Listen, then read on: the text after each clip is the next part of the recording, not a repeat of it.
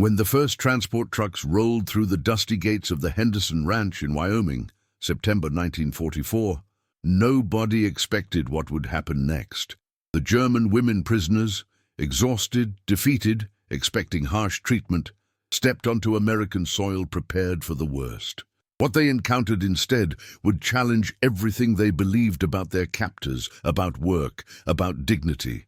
Within 72 hours, these women would experience something so fundamentally shocking that it would be documented in classified military reports as operational anomaly requiring immediate review. The American ranch hands' response to seeing how these prisoners worked wasn't anger, it was horror, and what happened next would change how the United States managed POW labor for the remainder of the war. September 12, 1944, 0600 hours. The Wyoming sun, still a promise on the eastern horizon, was already hinting at the day's heat as the convoy of olive-drab trucks rumbled down the long, unpaved road leading to Henderson Ranch.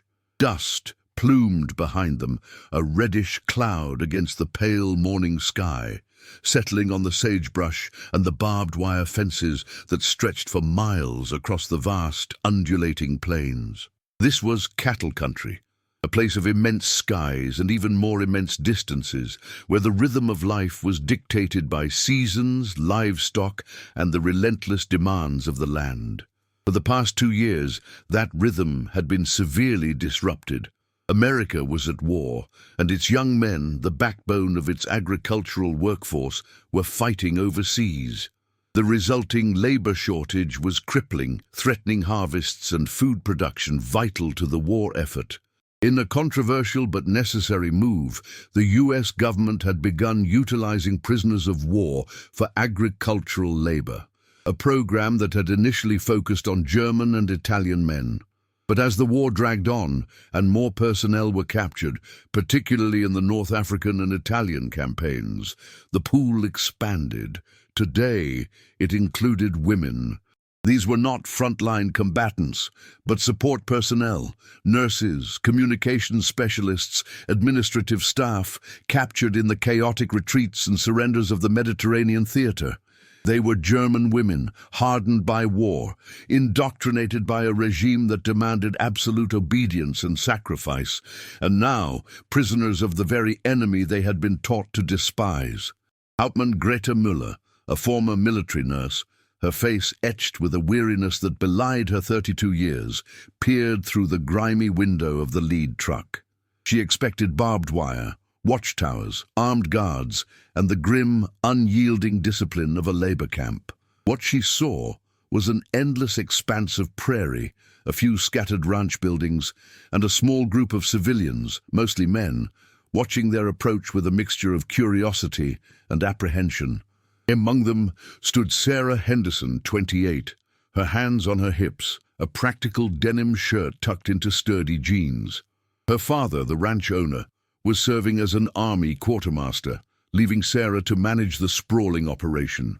Beside her, Jack Morrison, the ranch foreman, a grizzled 45-year-old WWI veteran, chewed slowly on a piece of straw, his eyes narrowed. He'd seen enough of war to be skeptical of enemy labor, especially women. The trucks stopped, engines idling, and the back flaps were lowered. 43 German women, their uniforms drab and worn, their faces pale, descended stiffly. They formed up quickly, automatically, into 3 neat ranks, standing at rigid attention, awaiting orders. Their eyes, though tired, held a defiant glint, a readiness for whatever harshness was to come. Sarah stepped forward, a small, determined figure against the vast backdrop. "Welcome to Henderson Ranch," she said, her voice clear but a little strained. "You're here to help with the harvest and general ranch work. We'll show you what needs doing." Greta Müller, stepping forward slightly, clicked her heels. "Hauptmann Müller, at your service, Frau Henderson. We await your commands." Her German was precise, her posture unyielding. The other women remained perfectly still, eyes fixed forward. The American ranch hands exchanged uneasy glances. This wasn't like handling a new crew of cowboys. The first day began with fence repair, a seemingly endless task on a ranch of this size. The women were given tools, shown the basics, and left to it. What happened next was bewildering. They worked without breaks, even as the sun climbed higher and the Wyoming air grew thick with heat. When Jack Morrison offered a canteen of water to a young woman struggling with a post-hole digger, she flinched, then stiffened, refusing with a curt, "Nein, danke," her eyes darting nervously as if expecting a trick. She continued to dig, her movements becoming slower, more labored. Later that afternoon, Jack watched in disbelief as the same woman swayed, her face ashen, before collapsing silently into the dust. He rushed over, but before he could reach her, Greta Müller was there, barking orders in German, trying to get the woman to stand. Jack knelt, offering water again. The woman, barely conscious, still tried to push it away, her ingrained discipline overriding her body's desperate need. She believed it was a test, a trick, a sign of weakness to accept aid. Jack Morrison, a man who had seen men die in trenches, felt a cold dread. He had never seen anyone refuse water in such heat, not even a mule. This wasn't just stubbornness. It was something far more deeply ingrained, something terrifying. "You can't work like that," he muttered, but the words were lost in the vast, indifferent Wyoming wind. The brutal reality of ranch work in September, Wyoming, quickly asserted itself. Days stretched to 14 hours, driven by the urgency of harvest season. The temperature swings were extreme, from a scorching 95 degrees at midday, baking the dry earth and the workers, to a bone-chilling 45 degrees at night, when the wind howled across the plains. The tasks were relentless, mending miles of fence line, hauling feed, branding calves, clearing irrigation ditches, and the back-breaking work of bringing in late-season crops. It was physically demanding labor, designed for seasoned ranch hands, not for women, many of whom had spent their war years in hospitals or offices. Yet, the German women approached every task with an almost fanatical adherence to military discipline. They worked without complaint, without breaks, treating every instruction as a direct order from a superior officer. They refused assistance, even when clearly struggling with heavy loads or complex machinery. Their faces remained impassive, their movements stiff, as if any deviation from perfect stoicism would result in severe punishment. The American ranch hands, a mix of grizzled veterans and younger men deferred from service due to essential agricultural work, watched in growing horror. They saw women working through obvious injuries, a twisted ankle, a deep cut, a badly bruised hand, without a word, often trying to conceal the pain. When Sarah Henderson or Jack Morrison would approach with a first aid kit, they would be met with the rigid "Nein, danke," or a curt explanation that it was unnecessary.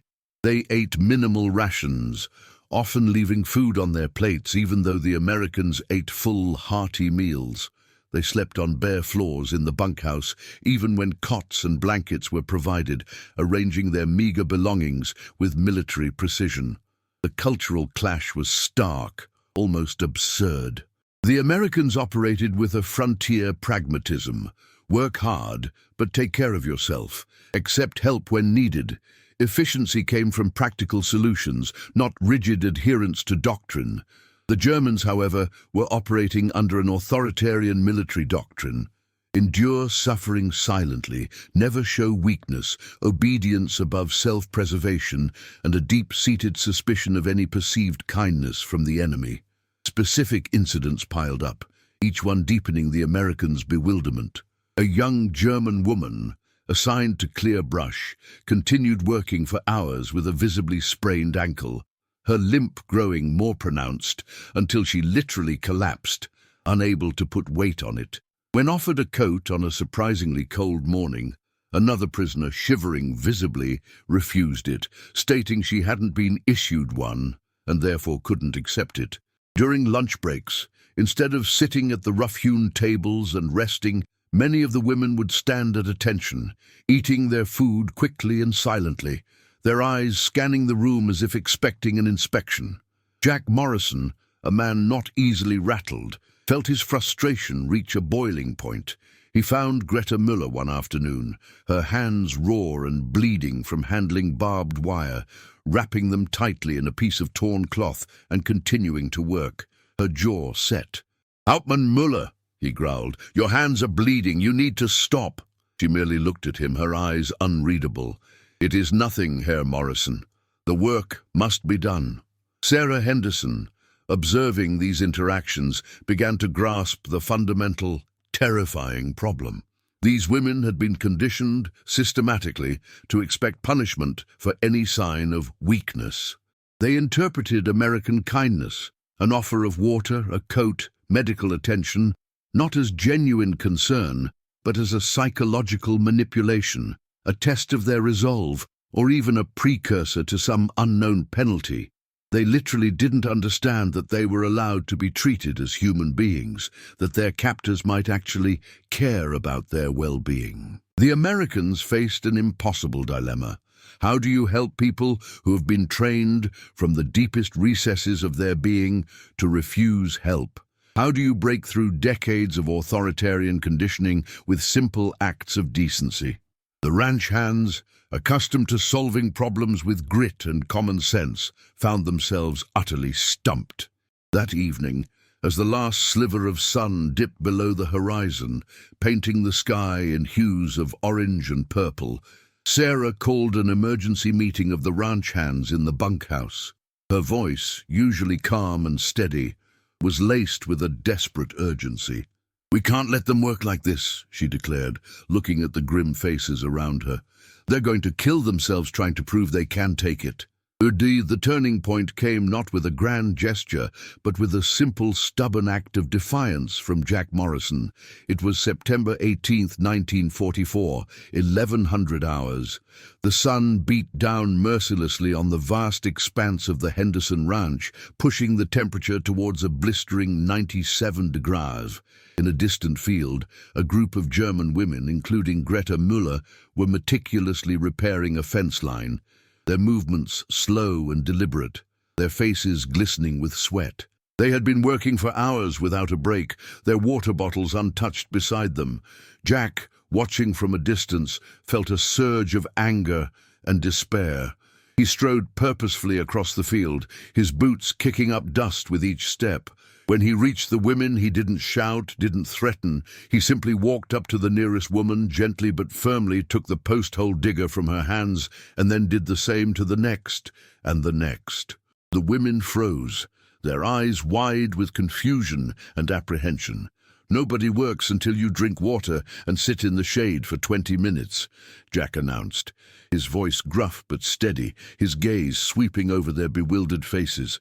"I don't care if you're prisoners, Americans or Martians. You can't work like that on my ranch." The German women were paralyzed.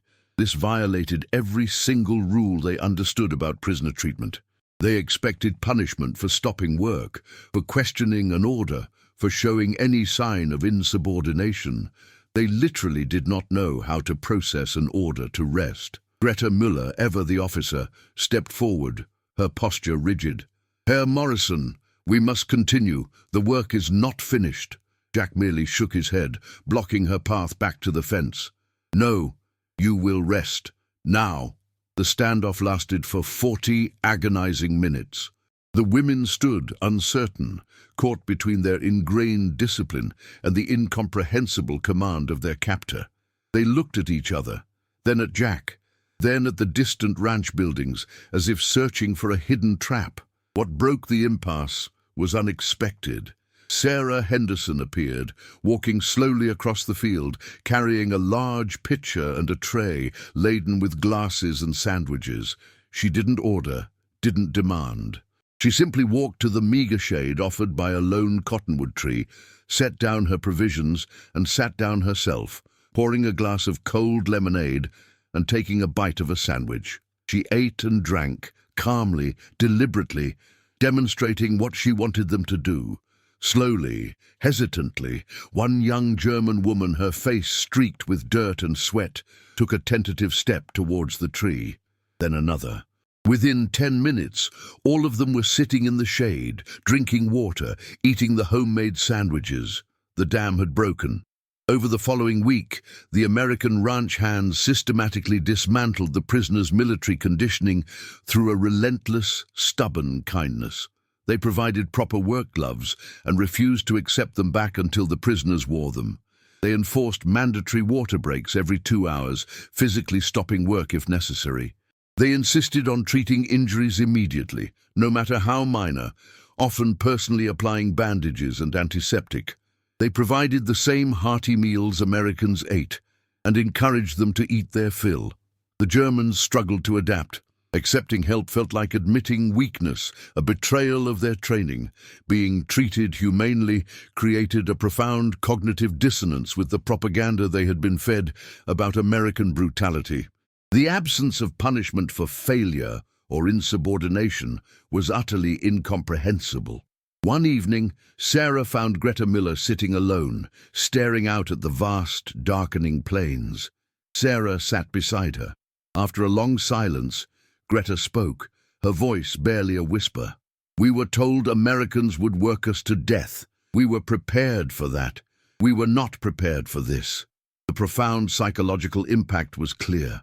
These women had been dehumanized by their own system, taught that their value existed only in their capacity to endure suffering, conditioned to view kindness as weakness or manipulation. The American approach, pragmatic, egalitarian, focused on practical efficiency rather than ideological purity, was incomprehensible to their worldview. It challenged their very identity. The transformation, though slow, became visible. One afternoon, a German woman, struggling to lift a heavy gate, hesitated for a moment, then, almost imperceptibly, looked at a nearby ranch hand and gestured for help. He immediately assisted her. Another, shivering in the morning chill, accepted a coat offered by Sarah without being ordered. During meals, prisoners began sitting down, talking quietly among themselves, even occasionally sharing a tentative smile with an American. The Americans realized they hadn't just changed work practices, they had inadvertently challenged the fundamental authoritarian conditioning these women had endured. They had shown them a different way to be human. November 1944. The crisp Wyoming air carried the scent of pine and impending winter. The harvest was complete, the cattle prepared for the colder months. The German women prisoners had been at Henderson Ranch for 8 weeks, and the transformation was profound, undeniable, and meticulously documented. When military inspectors arrived, expecting to find a standard POW labor operation, they were met with something that defied their protocols. They found German prisoners working alongside American ranch hands with an almost startling degree of cooperation, eating at the same tables, receiving the same treatment. The official report noted operational irregularities requiring review, a bureaucratic euphemism for "we don't know what to make of this." But the numbers told a different story. Productivity had increased by an astonishing 34% after the Americans implemented their humanitarian protocols. Injury rates had dropped by 78%. There had been 0 escape attempts and 0 disciplinary incidents. The inspector, a stern-faced major, interviewed Greta Miller, expecting complaints about inadequate supervision or excessive fraternization. Instead, she provided testimony that would later be quoted in post-war academic studies. "We came here as enemies, prepared to be treated as such," she stated, her voice steady. "We were shown that there is a different way to work, to live, to be. This was more devastating to our ideology than any punishment could have been." Her words resonated with a truth that transcended military doctrine. The long-term impact of the Henderson Protocol extended far beyond one remote ranch in Wyoming. Word spread through the POW administration system. The pragmatic approach, treating prisoners humanely, increased productivity, reduced security problems, and cost nothing, became a model. By spring 1945, over 3,000 POW laborers were working under similar conditions across agricultural operations in 17 states. The personal transformations were documented through letters and post-war interviews. Many German women prisoners maintained correspondence with their American hosts for decades after the war, forging bonds that defied the conflict that had brought them together. Greta Miller returned to Germany in 1946, a changed woman. She became a respected nurse in war-torn Berlin, dedicating her career to advocating for humane treatment in medical settings, explicitly citing her experience in Wyoming as the formative event that shaped her philosophy. Sarah Henderson continued managing the ranch after the war, a testament to her strength and vision. She even hired several former POWs who chose to immigrate to America, becoming a quiet but fierce advocate for agricultural labor rights. Jack Morrison, the gruff foreman who had first stopped work to force rest breaks, was interviewed in 1967 for a documentary about POW labor programs. His quote became famous: "They came here expecting to be treated like the enemy. We treated them like people who needed to get work done. Turns out that's more powerful than any ideology." The broader historical legacy emerged through academic research in the 1970s and 1980s. Historians studying POW programs identified the Henderson Ranch operation as a unique case study in how practical American egalitarianism, the frontier ethic of judging people by their work rather than their status, inadvertently became a powerful counter to authoritarian conditioning. The contrast was stark. Authoritarian systems dehumanized to maintain control. Democratic systems humanized to increase efficiency. The women who experienced both systems overwhelmingly reported that the American approach was more psychologically challenging, precisely because it forced them to confront the dehumanization they had internalized. The final statistics, preserved in National Archives records, are a testament to this profound impact. Of the 43 German women POWs who worked at Henderson Ranch between September and December 1944, 38 chose to remain in the United States after the war. 15 married American citizens, 12 became U.S. citizens themselves, and 7 returned to Germany but maintained lifelong correspondence with their American hosts. The story concludes with a reflection on what this episode revealed about American character during World War II. The instinctive pragmatism that valued practical results over ideological purity, the frontier egalitarianism that judged people by their work rather than their nationality, and the stubborn insistence on human dignity even toward enemies. The ranch hands who refused to let prisoners work like that weren't making a political statement. They were simply applying the same standards they applied to themselves. In doing so, they demonstrated something more powerful than military victory. They proved that American values weren't just propaganda, they were practical operating principles. The legacy endures in an unexpected place. The Henderson Ranch still operates today, now managed by Sarah Henderson's granddaughter, and maintains a small museum documenting the POW program. Visitors can read letters from former prisoners, see photographs of Germans and Americans working side by side, and understand how a group of Wyoming ranch hands accidentally conducted one of the most effective demonstrations of democratic values in World War II. Not through speeches or ideology, but through the simple, stubborn insistence that everyone deserves water breaks, proper equipment, and basic human dignity. If this story of unexpected humanity during World War II moved you, hit that subscribe button and ring the notification bell so you never miss these untold chapters of history. What other surprising moments of human connection during wartime should we explore? Drop your suggestions in the comments below. Thanks for watching, and remember, history is full of stories that challenge everything we think we know.